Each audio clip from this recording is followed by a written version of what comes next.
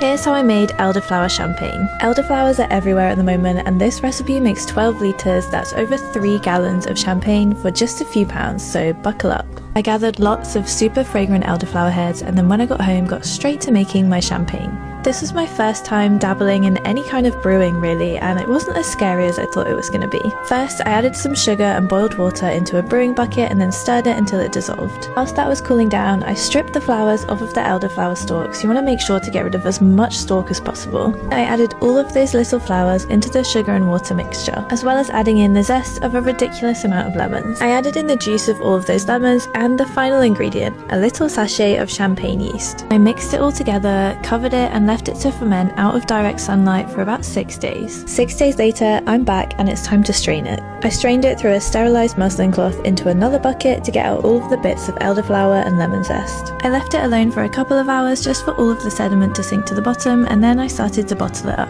This recipe makes the equivalent of 16 champagne bottles worth, so I was here for a while. The last step after bottling up the champagne is to leave it to ferment for a final few days, and this is when it becomes really fizzy. And now I get to pour myself a glass to enjoy in the sunshine. It was so good, super light and refreshing. Let me know if you would try it.